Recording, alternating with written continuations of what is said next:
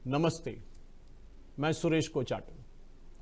कल शाम को मैंने हैदराबाद में द केरला स्टोरी देखा। एक स्पेशल स्क्रीनिंग था जो एक सेलेक्ट ऑडियंस के लिए दिखाया गया था।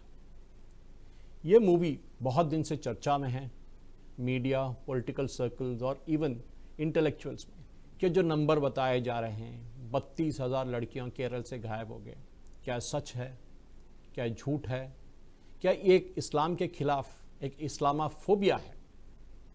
कुछ भी नहीं। ये पिक्चर में वो कुछ नहीं बताया जाता है, ये पिक्चर में सच बताया जाता है।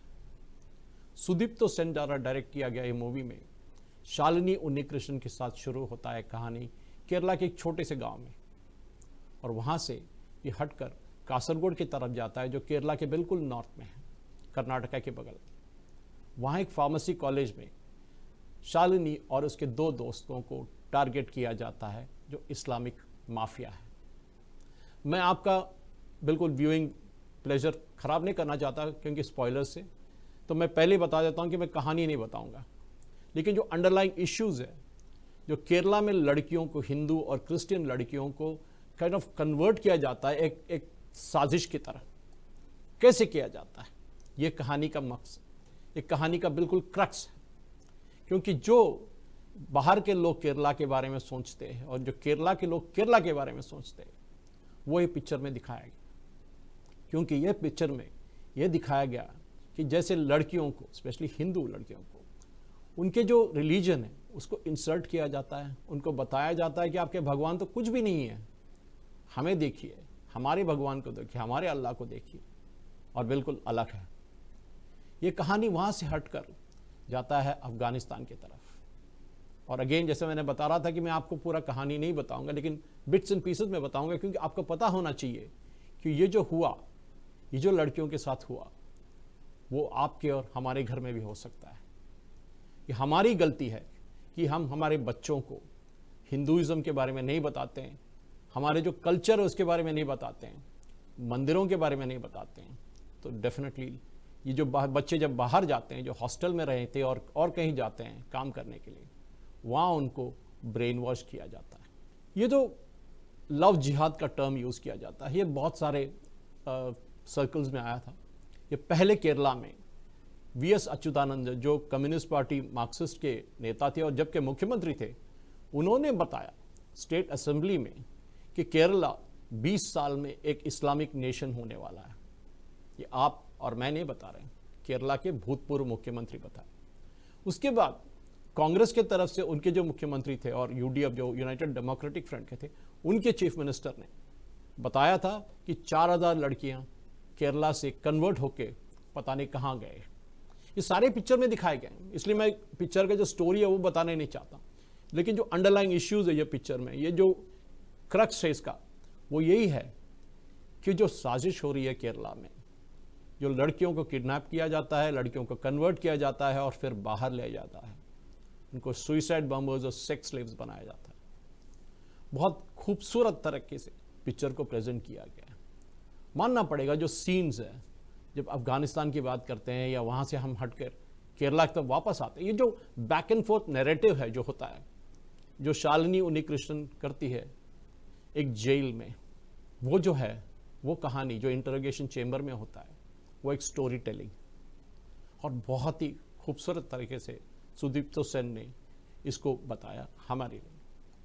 लेकिन आपको पता होना चाहिए कि जो केरल में होता है, जो इस्लामाइजेशन होता है, उसके बारे में हम बात करना चाहें, क्योंकि जो पिक्चर है वो तो ओवरलाइंग एक स्टोरी है एक लड़की की, लेकिन ऐसे हज़ारों लड़कियां हैं जिनको इसी तरह ट्रैप किया गया, उनको कन्वर्ट किया गया, उनको ब्रेन वॉश करके उनको बाहर लेके जाया। लेकिन हम तो एक ही लड़की की कहानी सुनते हैं, आप बस उसको एक्स्ट्रापोलेट कहते हैं, इंग्लिश में एक्स्ट्रापोलेट कीजिए, और आपको पता होगा कि कितने हज़ारों लड़कियों के साथ ये हुआ है। आपको डेफिनेटली ये जो डिबेट चल रहा है मीडिया में, बताया जाता है कि ये तो सब कुछ सच नहीं है। शालिनी उन्नीकृष्णन का जो कहानी है, जो अदा शर्मा ने बहुत ही अच्छा निभाया था, जैसे मैंने बताया, फातिमा बन के जाती है और भारत से बाहर लिया जाता है उनको, और उनके जो रूममेट्स है, जो योगिता बिहानी जो नीमा की रोल अदा करती है, सोनिया बलानी जो आसिफा का रोल अदा करती है, जो कन्वर्जन के जो मेन क्रक्स है, जो लिंच पिन कहते हैं वो है, और सिद्धि इदनानी जो गीतांजलि की रोल निभाती है, ये तीनों ने बहुत ही अच्छी तरह निभाई अलॉन्ग विथ अदा। ये चारों के रोल जो है वो एक सर्कल जैसा होता है। ये सारे कहानी जो बिल्डअप होता है, जो केरला से स्टार्ट होकर अफगानिस्तान पे जाता है, बीच में एक श्रीलंका आता है, कैसे जाता है, क्या होता है, ये आप सिनेमा में देखिए 5 तारीख को जब रिलीज होगा। लेकिन एक बात याद रखिए, हम बात करते हैं कि ये हमारे घर में नहीं होता, हमारे साथ नहीं होता, लेकिन याद रखिए, हर माँ बाप को याद होना चाहिए कि ये उनके लड़की के साथ भी हो सकता है। आप सतर्क रहना चाहिए। आप अपने जो रिलीजन है, हमारे जो रिलीजन, जो हमारे कल्चर है, हिंदू कल्चर, वो हमारे बच्चों को दिखाना चाहिए। उनको हमारे जो राजा थे, महाराजा थे, हमारे जो भगवान थे, उनके बारे में बताना चाहिए। क्योंकि शालिनी उन्नीकृष्णन का कहानी, ये मूवी की, ये सारे पिक्चर की एक कहानी है, और ये शालिनी उन्नीकृष्णन हमारे हर घर में रहती है, आपके, हमारे और हमारे पड़ोसी की। लेकिन अगर हम ये अनजान करके हम ये बोले कि हमारे साथ होता ही नहीं है सब कुछ, या नज़रअंदाज करके हमारे ये करेंगे, तो यही होगा हमारे साथ जो शालिनी के साथ हुआ था। बहुत दुख होता है कभी कभी पिक्चर में। मैं जब सिनेमा ख़त्म होने के बाद बाहर आया था तो बहुत सारे लोग रो रहे थे, आंख में आंसू। क्या करेंगे, क्या बोलेंगे? नारे तो लग रहे थे, भारत माता की जय और सब कुछ, लेकिन सिर्फ नारों से ये नहीं चलेगा। हमको द केरला स्टोरी देख के एक सबक सीखना चाहिए कि अगर हम सतर्क नहीं रहेंगे, अगर हम हमारी बेटियों को प्रोटेक्ट नहीं करेंगे, उनको समझाएंगे नहीं कि बुरा क्या है, अच्छा क्या है, यही होगा जो शालिनी उन्नीकृष्णन के साथ हुआ था।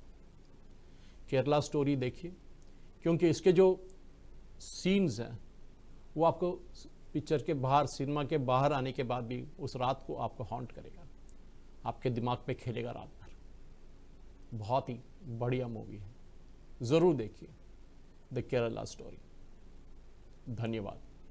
जय हिंद।